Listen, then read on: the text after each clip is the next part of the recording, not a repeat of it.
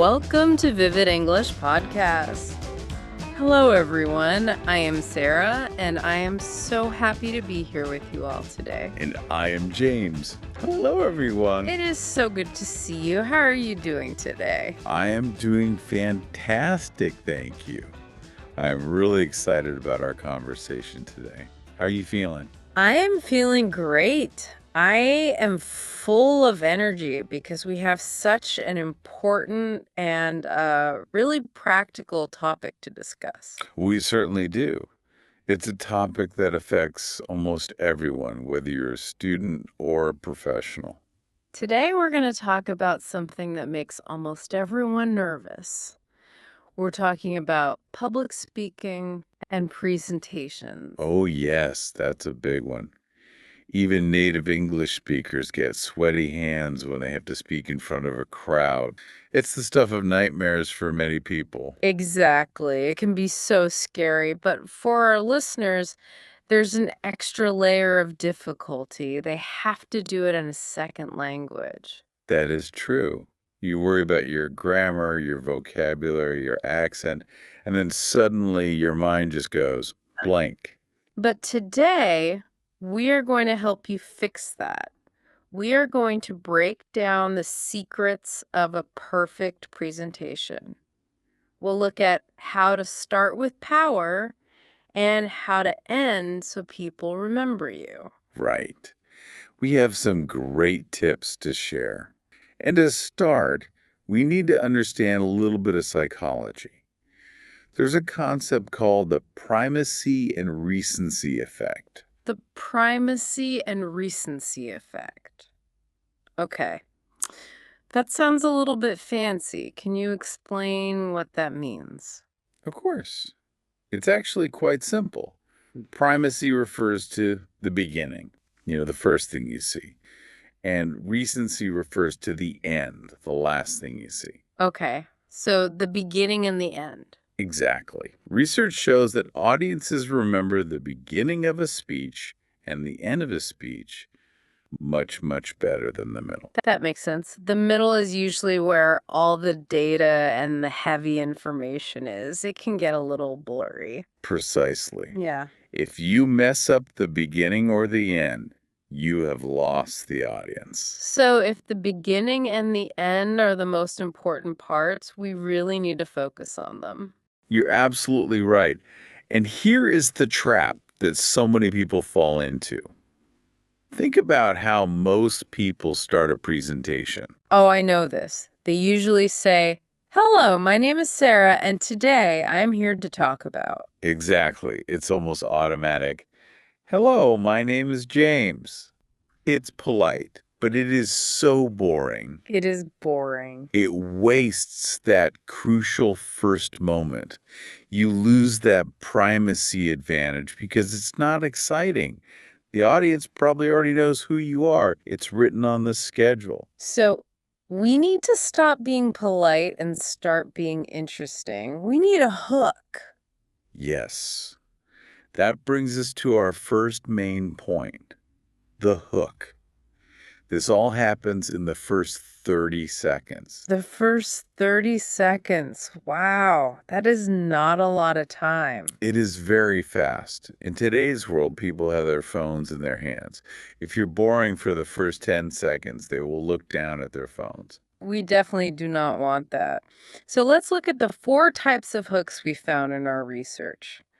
These are specific ways to grab attention immediately. The first type is called the surprising statistic. A statistic is a number or a fact, right? Correct. But it can't be a boring number. It has to be shocking or surprising. It has to challenge what the audience thinks they know. Let me try. The phrase we can use is, did you know that 80% of? That's a great phrase. I'll say it again clearly.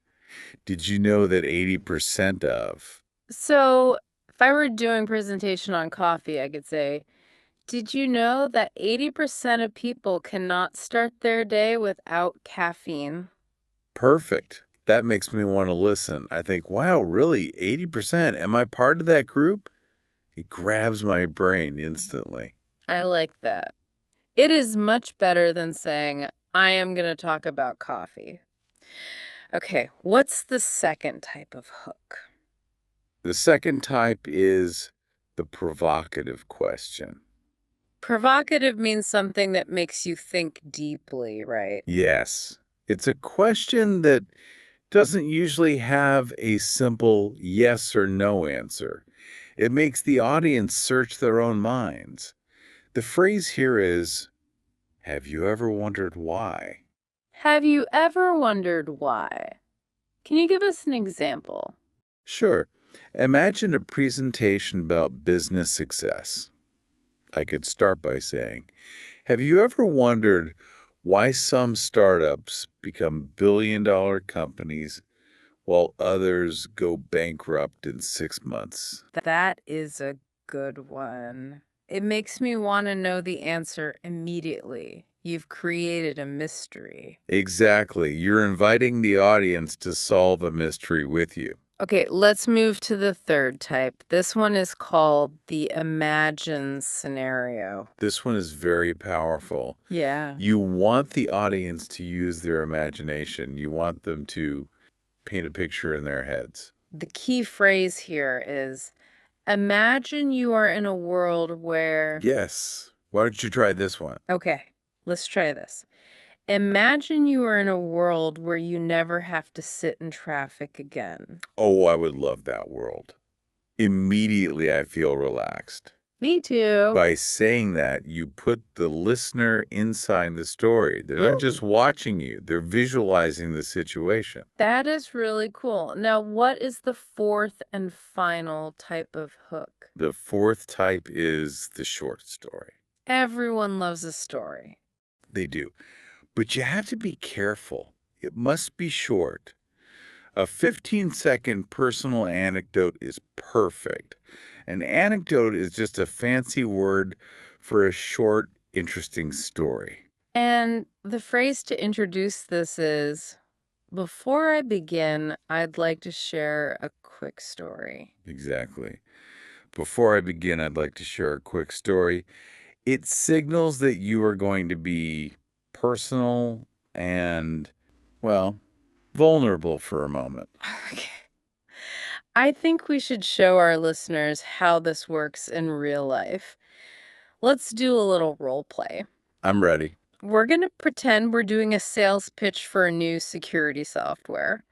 First, I want you to do a boring opening. Show us what we should not do. Okay. I'll do my best robot impression. Here I go. Hello.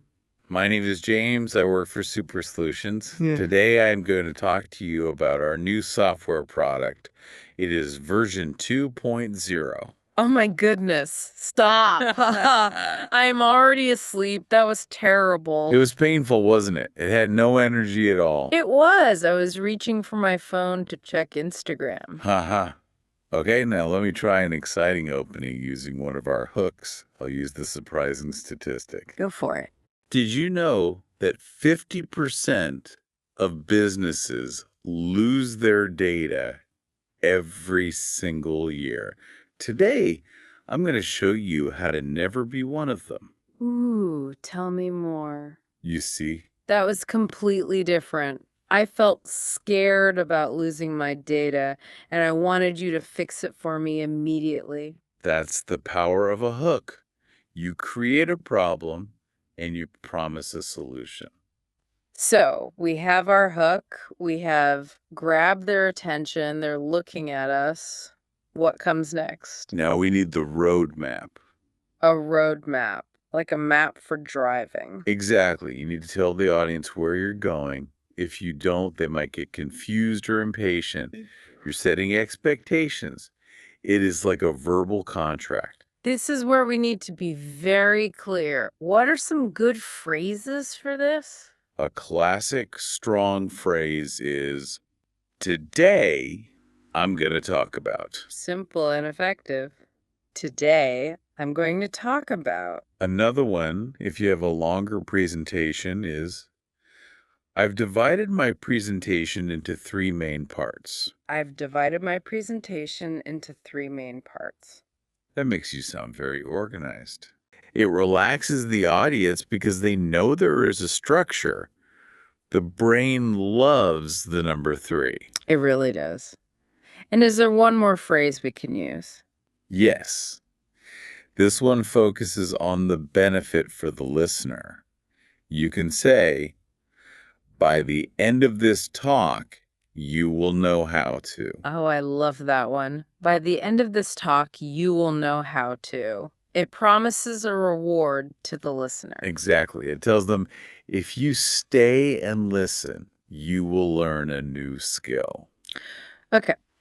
So we have the hook and we have the roadmap. But before we get to the end of the presentation, I have a question about delivery. Delivery, how you speak and how you look. Yes. Sometimes, even if my words are good, I feel like I look nervous, I get stiff. How do I look and sound confident? That's a great question. There are three tips we found in our source material. The first one is my favorite, but it is hard to do. It's called the power pause. The power pause. Does Yeah. that mean just being silent? Yes. Silence is your best friend. Many English learners are afraid of silence. They think they need to speak fast. But a pause builds anticipation. So instead of saying, I should just be quiet. Exactly. Stop. Breathe. Count to 2 in your head. Let the audience think about what you just said. It makes you look very confident. That is good advice. Embrace the silence. What about my eyes? Where should I look? This is the second tip. Eye contact. Specifically, the triangle method. Triangle method, what is that? Well, you should not stare at just one person. That makes them really uncomfortable. And you should definitely not look at the floor. The floor is safe, but it is not engaging. Correct. Imagine a triangle in the room. Look at a person on the left, Mm-hmm. then look at a person on the right, then look at someone in the middle. Left, right, middle, like drawing a triangle with your eyes. Yes, it makes the whole audience feel like you are speaking to them. It distributes your attention. Okay. Pause. Triangle eye contact. What's the third tip? The third tip is voice variety. You must avoid the monotone robot voice. We heard that earlier in your bad role play. Yes. Hello, my name is James. It is hypnotic, but in a very bad way. Haha. It is very hard to listen to. You need to go up and down. Speak louder for important points. Speak softer for secrets. Speed up when you are excited and slow down when something is important. Treat your voice like music. Okay. So we have delivered our speech with great eye contact and voice variety. Now, we're at the end. We need to talk about recency, the closing. The closing is just as important as the hook. But I usually just say, that's all. Thanks. Is that bad? It is not terrible, but it is weak. It's like letting a balloon simply run out of air. It just fizzles out. Okay. No balloons running out of air. We want to end with a bang. Exactly. There are 3 steps to a good close. Step 1 is the summary. Reminding them what we talked about because they might have forgotten the middle part. Yes, you can use the phrase, to wrap up, we looked at A, B, and C. To wrap up, I like that phrase, to wrap up. It sounds very professional. After the summary, step 2 is the call to action, or CTA. This means telling the audience what to do next, right? Correct. Knowledge is useless if you don't use it. You need to give them a little bit of homework. What's a good phrase for this? You can say, I encourage you to. I encourage you to. Or be more specific and time-bound. Next time you're in the office, try to. Next time you're in the office, try to. That's very clear. And step 3 is an advanced technique. It is called the circular ending. Circular, like a circle. Yes, this is when you reference the hook that you used at the very beginning. Oh, so if I started with that story about traffic, Yeah, and by mentioning traffic again. that is brilliant. It makes the whole presentation feel complete, like a full circle. It gives the audience a very satisfied feeling. It feels like a well-told story. Okay. Summary, call to action, circular ending. And then we have the final moment, the mic drop. The mic drop. This is the final thought you leave them with. It should be inspiring. We have two options here. First, the quote. Using a famous quote is always safe and powerful. The phrase is, as famous person once said. As Steve Jobs once said, or as Maya Angelou once said. Exactly. The second option is the visionary statement. This paints a picture of the future. The phrase for this is, if we do this, the future will look like. If we do this, the future will look like. It leaves them on a high note, feeling hopeful. Let's practice this. Let's do another role play. Great idea. This is role play scenario B. I'm giving a project update to my boss. I need to do a strong closing. Okay. Show us how it's done. To wrap up, we looked at the current budget, the timeline, and the new design. I encourage you to approve the new budget by Friday so we can stay on track. If we do this, the future will look like a successful launch this summer. Wow. That was excellent. Thank you. You had a clear summary, budget, timeline, design. You had strong call to action, approved by Friday. And you had a visionary statement, successful launch. It felt much better than saying, that's all, thanks. It felt assertive. Much, much better. Yeah. It is hard for a boss to say no to that. Yeah. Okay.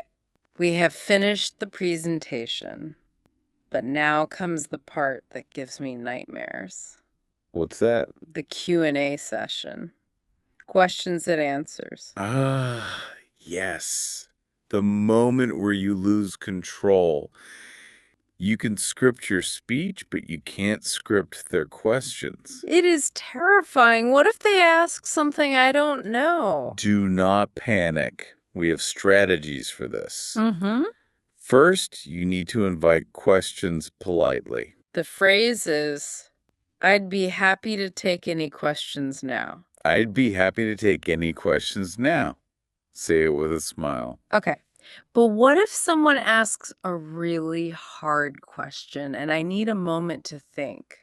I do not want to just stand there with my mouth open. You can use a buying time phrase.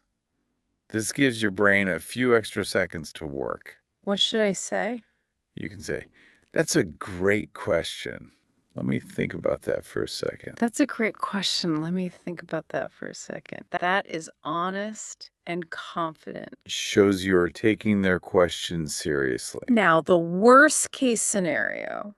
What if I really truly do not know the answer? Never lie and never guess. It is okay not to know, but you must handle it professionally. So what's the magic phrase? The phrase is, I don't have that data right now, but I can follow up with you after the meeting. I don't have that data right now, but I can follow up with you after the meeting. That sounds very responsible. It turns a negative into a positive. You are promising to help them later, personally. Let's try this out. Role play scenario C. I'm ready. Do your worst. I am going to be a tough audience member. I'm going to ask you a very hard question involving numbers. I am nervous, but I am ready. So, regarding the marketing budget, what is the exact return on investment for the third quarter of 2019 adjusted for inflation? That's a great question. Let me think about that for a second. I don't have that specific data right now, but I can follow up with you after the meeting with a detailed report. Oh, well, okay, thank you. You see? You accepted it. I did. I felt respected. You didn't panic, and you promised to give me the answer later. That was very graceful. Thank you. It takes practice, but it works. This has been such a helpful discussion. I feel much more ready to give a presentation now. I'm glad to hear that. Everyone makes mistakes. I remember one time I was giving a big speech. I walked on stage, looked at the audience, and my mind went completely blank. Oh no, the nightmare realized. What happened? I forgot my hook. I had a joke prepared, and it just vanished. What did you do? I took a deep breath.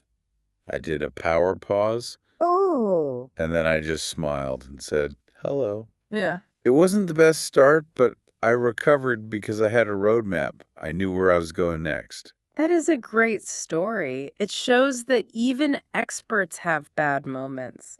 It is about how you recover. Structure saves you. Exactly. Structure saves you. I want to leave our listeners with a beautiful thought from our source material today. A presentation is a gift you give to your audience. Make it worth their time. That's wonderful. It's not about you performing, it's about them receiving value. It's a gift. Yes. Treat your audience like you're giving them a present. Wrap it nicely with a hook and deliver it with care. Well, I think that brings us to the end of our talk today. We've covered the hook, the roadmap, delivery, the close, and the Q&A. It really was a full crash course. Thank you so much for listening to us today. We really hope these tips help you nail your next presentation. Absolutely. Please don't forget to subscribe and come back to the Vivid English podcast. We have so many more topics to explore with you. Yes. Be sure to tune in to Vivid English Podcast next time. We love learning with you. Have a wonderful week, everyone. Bye-bye. Bye-bye.